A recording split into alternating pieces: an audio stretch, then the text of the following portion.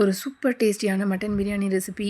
நல்லா சாஃப்டாக டெண்டரியாக ஜூஸியாக வந்த மட்டனோட நல்ல உதிரி உதிரியான சீரக சம்பா ரைஸ் போட்டு ஒரு அல்டிமேட்டான டேஸ்ட்டில் ஒரு டிஃப்ரெண்ட்டான ரெசிபிங்க இது. மிஸ் பண்ணாமல் ட்ரை பண்ணி பாருங்கள். டேஸ்ட்டு ரொம்பவே சூப்பராக இருக்கும். Welcome to easy cooking with Preethi. வாங்க வீடியோக்குள்ளே போகலாம். இதுக்கு ஒரு குக்கர் வச்சு கொஞ்சமாக எண்ணெய், ஒரு ஸ்பூன் நெய், ஒரு ஸ்பூன் தேங்காய் எண்ணெய் சேர்த்துக்கலாம். இது கூட ஹோல் கரம் மசாலா சேர்த்துக்கலாம். பட்டை, லவங்கம், ஏலக்காய் எல்லாத்தையும் சேர்த்து பொரிய விட்டு இது கூட 4 வெங்காயத்தை கட் பண்ணி சேர்த்துக்கலாம். இது கூட 4 பச்சை மிளகாவை கீரி சேர்த்துக்கிறேன். தேங்காய் எண்ணெய் சேர்க்கும் போது பிரியாணி ஒரு நல்ல வாசனையாக இருக்கும், மணமாக இருக்கும். இது ஒரு டிஃப்ரெண்ட்டான டேஸ்ட் கொடுக்கும். ட்ரை பண்ணி பாருங்கள். இப்போ வெங்காயம் நல்லா வதங்கினதும் இது கூட ஒரு பேஸ்ட் சேர்க்க போகிறோம். ஒரு கைப்பிடி புதினா, ஒரு கைப்பிடி கொத்தமல்லி, ஒரு வெங்காயம், 2 பட்டை, 2 லவங்கம், 2 ஏலக்காய் எல்லாத்தையும் ஒன்றா சேர்த்து அரைச்சி ஒரு பேஸ்ட்டாக சேர்த்துக்கலாம். இதை மாதிரி புதினாவை சேர்க்கும் போது இது ஒரு டிஃப்ரெண்ட்டான டேஸ்ட் கொடுக்கும்.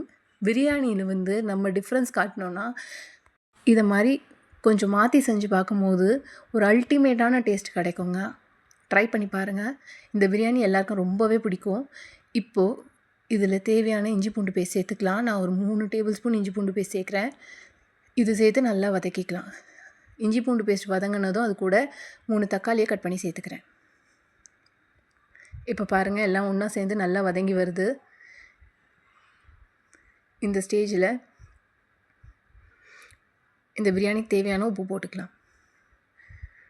இது கூடவே ஒரே ஒரு பிஞ்ச் மஞ்சத்தூள் போட்டுக்கலாம்.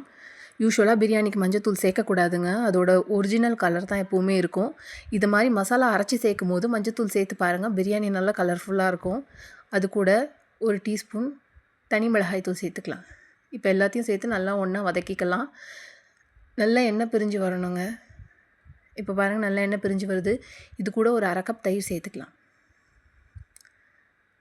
சேர்த்து எல்லாத்தையும் அப்படியே மசாலா ஒன்று சேர்ந்து கிரேவி பதத்துக்கு வரணும். இப்போ பாருங்கள், நல்லா வதங்கிடுச்சு.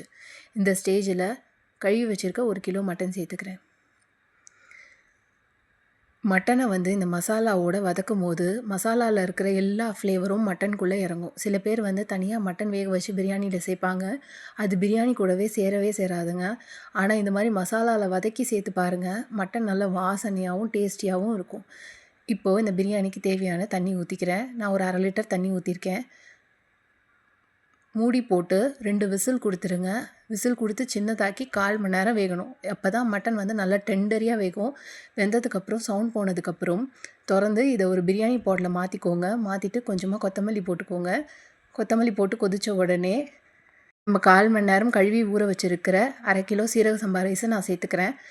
சேர்த்து நல்லா கலரிக்கலாம். இது கூட ஒரு 1/2 மூடி லெமன் புழிஞ்சிக்கலாம். இப்போ நல்லா ஒரு கொதி வந்த உடனே மூடி போட்டு மேலே வெயிட்டான பொருள் வச்சுக்கோங்க. நல்லா அடுப்பை சிம்மில் வச்சுக்கோங்க. ஒரு 5 நிமிஷம் கழித்து பார்த்திங்கன்னா இந்த சாதமும் பிரியாணி தண்ணியும் சேர்ந்து வரும். அந்த ஸ்டேஜில் திரும்பவும் மூடி போட்டு அதே வெயிட் வச்சு ஒரு 10 நிமிஷம் டிஸ்டர்ப் பண்ணாதீங்க. அவ்வளோதாங்க, ஒரு சூப்பரான mutton biryani recipe ready. Actually இதோட டைமிங்கே 1/4 மணி நேரம் தாங்க சீரக சம்பா ரைஸ்க்கு. ஒரு 5 நிமிஷம் ஒரு தடவை கலரி விட்டுட்டு திரும்பவும் மூடி போட்டு 10 நிமிஷம் கரெக்டாக ஆஃப் பண்ணிங்கன்னா ஒரு உதிரியான சீரக சம்பா ரைஸோட சூப்பரான மட்டன் பிரியாணி ரெடி. இதுக்கு தண்ணி தான் கரெக்டாக இருக்கணுங்க. அதை மட்டும் கரெக்டாக மெஷர் பண்ணி ஊற்றிட்டிங்கன்னா ஒரு சூப்பர் டேஸ்டியான மட்டன் பிரியாணி ரெசிபி ரெடிங்க. இதே மாதிரி நல்லா டேஸ்டியாக சமைக்கிறதுக்கு ஈஸி குக்கிங் வித் ப்ரீத்தியை மறக்காமல் சப்ஸ்கிரைப் பண்ணுங்கள். தேங்க்யூ.